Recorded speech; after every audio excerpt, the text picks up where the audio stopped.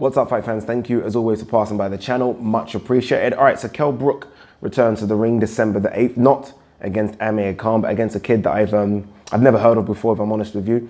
And you know what? I take pride of knowing most of the boxers in the top, I don't know, top 10, top 15 of all the weight classes. And obviously this guy doesn't make that, hence why I don't know him.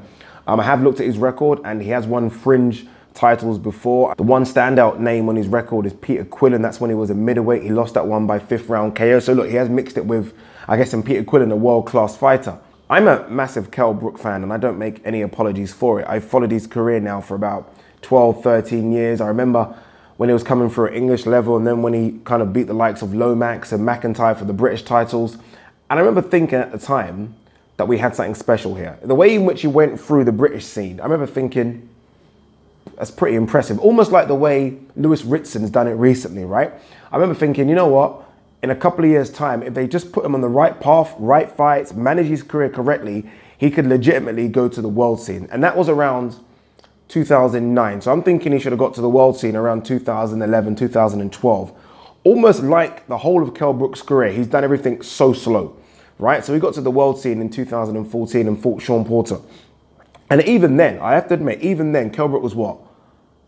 27, 28? Even then I thought, okay, you know what? Looking at the world scene where everyone is right now, he could dominate. Or maybe not dominate because the welterweight division's always been stacked, but he could at least be a massive contender and have big fight after big fight after big fight, whether it be in Vegas or Sheffield, anywhere, O2 Arena, after big fight. Because the world scene at the time, Mayweather was what, 38, coming to the end of his career. Pacquiao, although still around now, the best Pacquiao had gone. There was no Terence Crawford, there was no Keith Thurman. He was coming up, but there was no massive Keith Thurman at the time. There definitely was no Errol Spence. There was no one really around at the time I didn't think Kell Brook couldn't beat, or at least be in a very, very competitive fight with. No one. That was 2014. Fast forward to 2018, 4 years later, and he's fighting a guy called Michael, is it Zafara or Zarafa, at the Sheffield Arena. After the Sean Porter win, and it was a good win against a very rugged Sean Porter, he came back home, didn't get the big fights that I expected, but came back home and fought the likes of Jojo Dan, Beezer, and Frankie Gavin. Frankie fucking Gavin got a world title shot. I was there. I remember that fight. I was there, O2 Arena. Kevin Mitchell fought Linares, and I think that was the time that Kevin Johnson fought Anthony Joshua. I was there. And I remember thinking, what is going on? What is going on? As much as I give Amir Khan stick for chasing the likes of Mayweather and Pacquiao, and I do give Amir Khan stick, you've got to give Kell Brook stick for chasing Amir Khan. It has now become pathetic. Kell Brook, this would be his 40th fight coming up. 40th fight. He is 32 and he's having what I can only describe as the most meaningless fight December the 8th. Why are you doing this at this stage of your career? At this stage of your career, win or lose, you should be in great mega fights. You know, when Carl Froch came to the end, I honestly thought that Kell Brook was going to be Mr. Matchroom. I thought he was going to be the pay-per-view king, the pay-per-view star, and I don't think he's even a top 5 Matchroom fighter anymore. I really don't. Obviously, you've got AJ, Dylan White's surpassed him, obviously, now. Amir Khan's definitely in front of him. Tony Bellew's in front of him. And if I really do think, I'll probably find another one as well. What's happened? What's happened? And you know, I want to say what's happened, but this has been Kell Brook's career, right? I mean, the big fights he's had, there's only been 3, are Errol Spence, Sean Porter, and Golovkin. He lost 2 of those. That's it. In a 40-fight career. 40-fight career, he's had 3 big names. And look, if I didn't think Kell Brook wasn't a super talent, I wouldn't even be doing this video. But I think he is, or I think he was at least.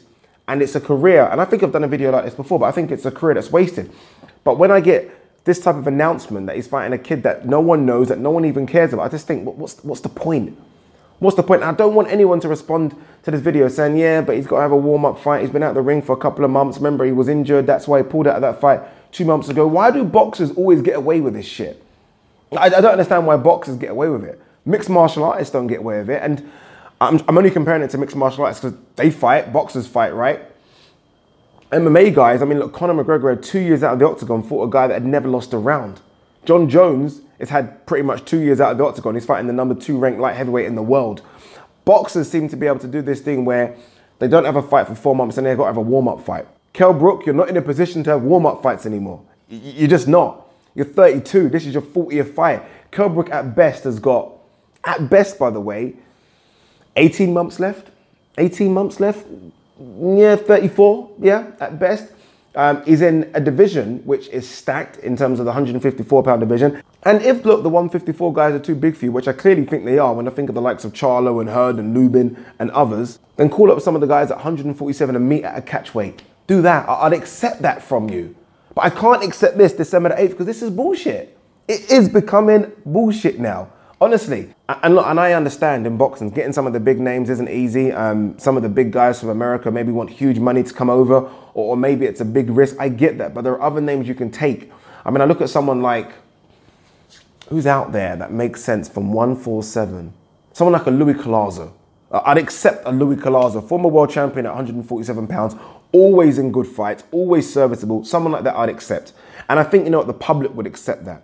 But we can't accept this. Not at this stage of your career. It's just bullshit. And I'm just disappointed for Kell Brook fans, and I'm one of them, but I'm more disappointed because at this stage of your career, and we're talking about the end of your career now, these are the types of fights you're having. You're a world-class boxer. Or are you? Hopefully you still are. These are the types of fights you're having at the tail end of your career. Fights that mean nothing, don't make you much money because they're not on pay-per-view, they're not big draws, do nothing for your career, don't build your legacy. And the worst thing you can do, is win this fight and then call out Amir Khan. It's the worst thing you can do. Because, okay, you beat Zafara. Is that his name? Sorry if it's not. Apologies if it's not, but I think that's his name. You beat Zafara and then you call out Amir Khan because somehow you've done a great job. You're going backwards. You fought fucking Rabchenko a few months ago. You've gone backwards. Can't you see what's going on? Oh, what a shame. Anyway, Kell Brook rant over.